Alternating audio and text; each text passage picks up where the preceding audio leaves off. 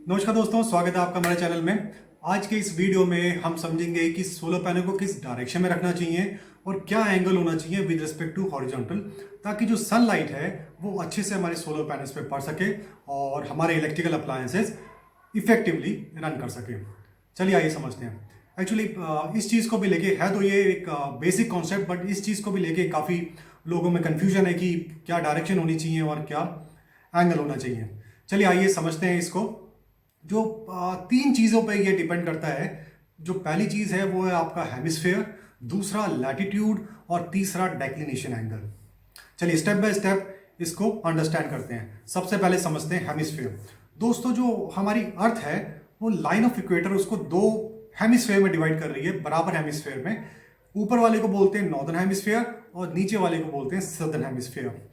जो लोग northern hemisphere में रहते हैं, जैसे कि हम इंडियंस हो गए, नॉर्थ अमेरिका है, यूरोप है, उन लोगों को सोलर पैनल्स को साउथ की डायरेक्शन में रखना पड़ेगा।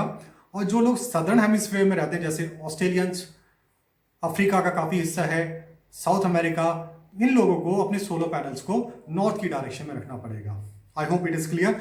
अगर आप नॉर्दर्न हेमिस्फेयर में सोलर पैनल्स को आपको साउथ की डायरेक्शन में रखना पड़ेगा ताकि सनलाइट बढ़िया से पड़ सके, और जो लोग सदर्न हेमिस्फेयर में हैं उनको सोलर पैनल्स को नॉर्थ की डायरेक्शन में रखना पड़ेगा। तो ये तो बात हो गई डायरेक्शन की। अब समझते हैं टिल्ट। टिल्ट का मतलब कि हॉरिजॉन्टल के साथ आपको सोलर पैनल्स को कितना एंगल देके रखना पड़ेगा कि सनलाइट सोलर पैनल्स पे वर्टिकली पड़े। अब देखिए, इसको समझने से पहले हमें दो चीज समझनी है। पहला लैटिट्यूड और दूसरा डेक्लिनेशन एंगल। पहले लैटिट्यूड को समझते हैं। आपकी जो पोजीशन है अर्थ पर, it can be accurately determined by the coordinate system. मतलब कि एक कोऑर्डिनेट सिस्टम है, उसके जरिए आपकी जो भी पोजीशन है अर्थ पे, किसी भी रीजन की जो लोकेशन है, हम उसको अच्छे से डिटरमाइन कर सकते हैं। और उस कोऑर्डिनेट सिस्टम को बोलते हैं लैटिट्यूड्स एंड लॉन्गिट्यूड्स। जो लैटिट्यूड्स होती हैं वो हॉरिजॉन्टल लाइंस होती हैं, और जो लॉन्गिट्यूड्स होती हैं वो वर्टिकल लाइंस होती हैं। ये इमेजिनरी लाइंस हैं। अगर मैं बोलूँ लैटिट्यूड की डेफिनेशन, तो ये बताता है कि हम कितने डिग्रीज अवे हैं नॉर्थ और साउथ पर from the centre of the earth, equator से। इक्वेटर से आप कितनी दूर हो, नॉर्थ डायरेक्शन में या साउथ डायरेक्शन में, इन टर्म्स ऑफ डिग्रीज ये बताता है। जबकि लॉन्गिट्यूड ये बताता है कि आप ग्रीनविच मेरिडियन से कितने डिग्रीज ईस्ट हो और कितने डिग्रीज वेस्ट हो। हमें लॉन्गिट्यूड की इतनी जरूरत नहीं पड़ती टिल्ट निकालने के लिए, लेकिन लैटिट्यूड बहुत इंपॉर्टेंट है। जैसे अगर मैं बोलता हूँ कि मैं 25 डिग्रीज नॉर्थ, इसका मतलब हो गया कि मैं नॉर्दर्न हेमिस्फेयर में रहता हूँ और मैं 25 डिग्री अवे हूँ from the centre of the earth, यानी कि इक्वेटर से 25 डिग्री अवे हूँ। अगर मैं दूसरी तरफ बोलता हूँ 40 डिग्रीज साउथ, इसका मतलब हो गया कि मैं सदर्न हेमिस्फेयर में रहता हूँ और मैं 40 डिग्री दूर हूँ from the centre of the earth, यानी कि इक्वेटर से। अब जो लोकेशन जितनी दूर होगी इक्वेटर से, सनलाइट इंटेंसिटी उतनी कम पड़ेगी, क्योंकि सनलाइट फिर टेढ़ा होके जाना पड़ता है, ऑब्लिक हो जाती है, जिसकी वजह से जो सनलाइट इंटेंसिटी है उस जगह पे कम पड़ती है। तो जो रीजन्स, जो लोकेशन, जो लोग इक्वेटर के आसपास रहते हैं, वहाँ पे सनलाइट इंटेंसिटी अच्छी पड़ती है, that is an added advantage. वहाँ पे जो सोलर पावर सिस्टम है, वो सनलाइट जब ज़्यादा पड़ेगी तो सोलर पैनल्स हमारे अच्छे से इलेक्ट्रिसिटी जनरेट करेंगे और आपके इलेक्ट्रिकल अप्लायंसेस बढ़िया तरीके से चलेंगे। आई होप आपको ये लैटिट्यूड का कॉन्सेप्ट समझ आ गया होगा। अब समझते हैं डेक्लिनेशन एंगल। डेक्लिनेशन एंगल, जो सनलाइट अर्थ का जो इक्वेटोरियल प्लेन है उसके साथ जो एंगल बनाती है, उसको हम डेक्लिनेशन एंगल बोलते हैं। और ये एंगल हर पल चेंज होता रहता है because of tilt of rotation of earth axis. जो अर्थ का रोटेशनल एक्सिस है वो 23.5 डिग्री टिल्टेड है, जिसकी वजह से ये जो डेक्लिनेशन एंगल है ये हर पल चेंज हो रहा है, -23.5 से +23.5 डिग्रीज।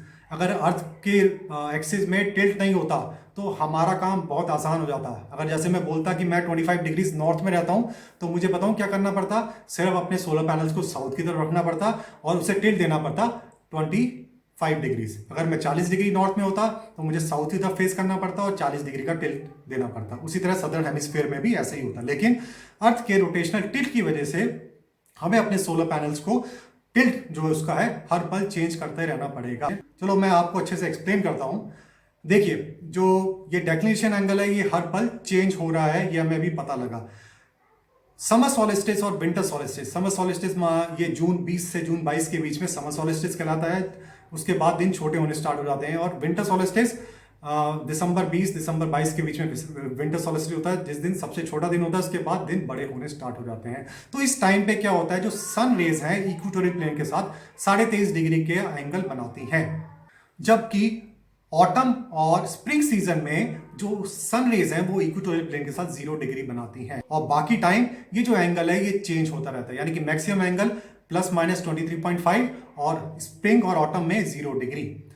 अब आपको एक एग्जांपल से मैं आपको समझाता हूं। मान लेते हैं कि आप या कोई जो है इक्वेटर पे रहता है, उसने सोलर पावर सिस्टम वो लगाना चाहता है, सोलर पैनल्स को इंस्टॉल करना चाहता है।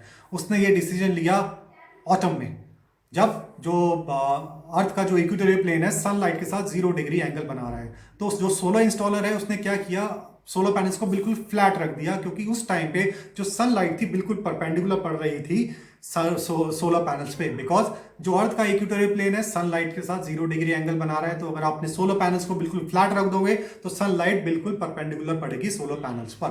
तो उस टाइम तो बिल्कुल बढ़िया था, सनलाइट बिल्कुल परपेंडिकुलर पड़ रही है सोलर पैनल्स पे, और इलेक्ट्रिसिटी भी अच्छे से प्रोड्यूस हो रही है, और उसके इलेक्ट्रिकल अप्लायंस भी बढ़िया से रन हो रहे हैं। लेकिन जैसे जैसे धीरे धीरे समय बीतता गया, समर सॉलिस्टिस आ गया जून 2022, उस टाइम पे क्या हुआ, अब सन रेज जो है इक्वेटोरियल प्लेन के साथ 23.5 डिग्री का एंगल, और इस टाइम पे अब क्या होगा, जो सनलाइट है वो सोलर पैनल्स पे परपेंडिकुलर नहीं पड़ रही, उसको अपने सोलर पैनल्स को 23.5 डिग्री का टिल्ट देना पड़ेगा, तभी सनलाइट जो है वो परपेंडिकुलर पड़ेगी। इसका मतलब तो ये हुआ कि हमें हर पल अपने सोलर पैनल्स की जो डायरेक्शन है, जो टिल्ट है, वो चेंज करते रहना पड़ेगा। That is not practical and feasible. तो फिर उसके लिए हमने क्या किया, हमने एक मल्टीप्लायर ले लिया 0.85 का।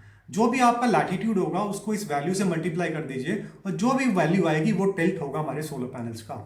मान लेते हैं फॉर एग्जांपल न्यू दिल्ली, जिसका जो लैटिट्यूड है दैट इज 28.6 डिग्रीज नॉर्थ, वो नॉर्दर्न हेमिस्फीयर में है, और 28.6 डिग्रीज अवे है from the centre of the earth.